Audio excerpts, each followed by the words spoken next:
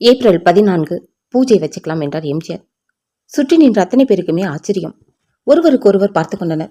அதை எம்ஜிஆரும் பார்த்தார். நான் தான் ஹீரோ, சீக்கிரம் கதையை ரெடி பண்ணுங்க, நீங்க தான் வசனமும் எழுதுறீங்க என்று சொன்னபோது கவிஞர் வாலி கருங்கல் சிலை போல நின்று கொண்டு இருந்தார். எம்ஜிஆருக்கு மிகவும் நெருக்கமான உளவுத்துறை அதிகாரி மோகன்தாஸுக்கு மயக்கம் வருவது போல இருந்தது. என்ன ஆயிற்று இவருக்கு? தமிழ்நாட்டின் முதலமைச்சர், எத்தனை பெரிய பொறுப்புகள் நிறைந்த பதவி, சட்டம் ஒழுங்கு, மக்கள் பிரச்சனை, திட்டங்கள், கோப்புகள், ரசிகர்கள், தொண்டர்கள், எத்தனை எத்தனை நெருக்கடிகள், எத்தனை எத்தனை பிரச்சனைகள். எப்போது சறுக்குவார் என்று காத்து கொண்டிருக்கிறார் எதிர்கட்சி தலைவர் கலைஞர். எல்லாவற்றையும் சமாளிக்க வேண்டும், மூச்சு விடக்கூட நேரமில்ல. இருந்தும் நடிக்கிறேன் என்கிறாரே, என்ன மனிதர் இவர்? பதவிக்கு வந்த ஒரே ஆண்டில் அதிகாரம் அழுத்து விட்டதா, நாற்காலி கசந்து விட்டதா?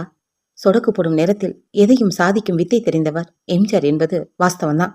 ஆனாலும் இது சாத்தியமா? சாத்தியம்தான் என்று புன்னகை செய்தார் எம்ஜிஆர். அந்த புன்னகையில் தெரித்து விழுந்த பொறி மற்றவர்கள் ஆக்கிரமித்தது. கதை தயாரிக்கும் பணிகள் தொடங்கின. 10 நாட்கள் கதை தயார் என்ற விவரத்தை தொலைபேசியில் சொன்னார் கவிஞர் வாலி. நல்லது. அன்று இரவே வாலி வீட்டுக்கு வந்தார் எம்ஜிஆரின் உறவினர் KN குஞ்சப்பன். நாளை காலை 6 மணிக்கு முதலமைச்சருடன் நீங்கள் மதுரை செல்கிறீர்கள். விமானம் ஏற்பாடு செய்யப்பட்டுள்ளது. போகும் வழியில் முதலமைச்சரிடம் கதையை சொல்லிவிடுங்கள். காரியம் முடிந்ததும் நீங்கள் விமானத்திலேயே சென்னை திரும்பி விடலாம்.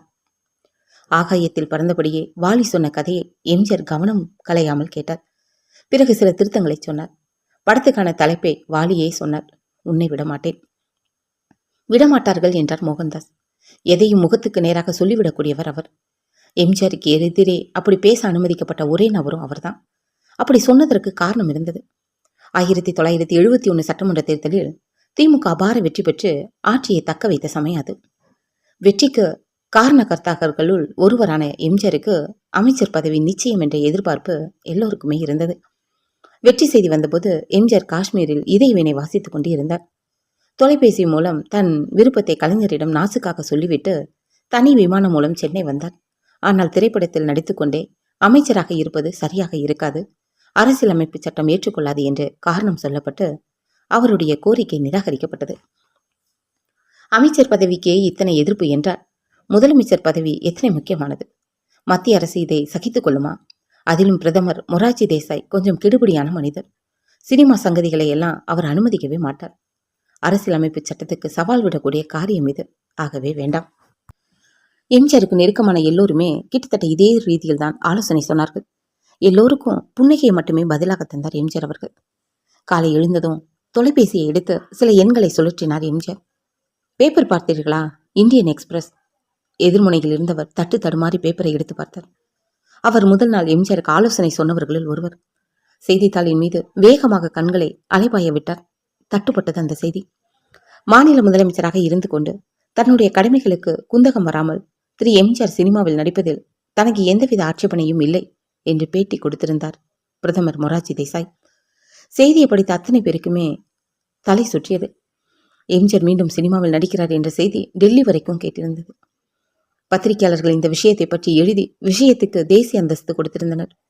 பிரதமர் மொரார்ஜி தேசாயை சந்தித்த போதும் இது தொடர்பான கேள்விகளை எழுப்பினார். அப்போது அவர் அளித்த பதில் தான் மேலே சொன்னது. எப்படி நடந்தது இந்த அதிசயம்? யாருக்கும் தெரியவில்லை. படம் தொடர்பாக அடுத்தடுத்த வேலைகள் தொடங்கின. அப்போது புகழ்பெற தொடங்கியிருந்த இளையராஜா இசையமைக்க பணிக்கப்பட்டார்.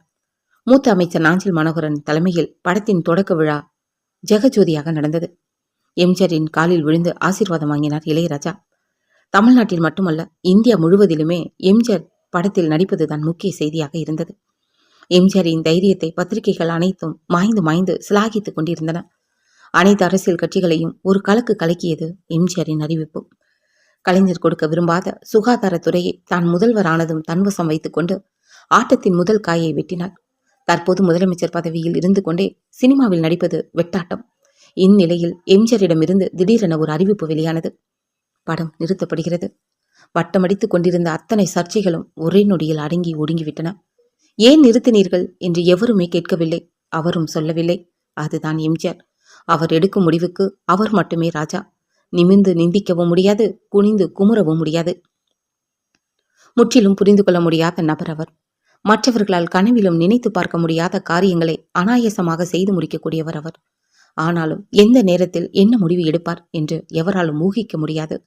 ஒரு முடிவை பகிரங்கமாக எடுப்பார், 10 நிமிடங்களில் அதை தலைகீழாக மாற்றுவார். ஆனால் அவர் எந்த முடிவை எடுத்தாலும் அது சரியாகத்தான் இருக்கும் என்று நினைத்தனர் மக்கள். சத்துணவு திட்டம் என்றபோது எம்ஜிஆரை நோக்கி கைகூப்பிய மக்கள் சாராய பேர ஊழல் வெடித்தபோது அதிகாரிகளை நோக்கியே கைகளை நீட்டியிருந்தனர்.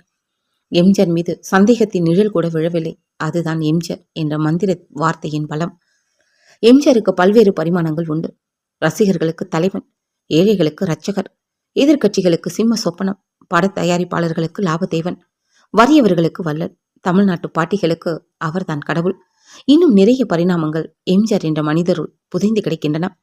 ஆச்சரியங்களாலும் சுவாரஸ்யங்களாலும் பிரமிப்புகளாலும் நிரம்பிய மனிதர் அவர்.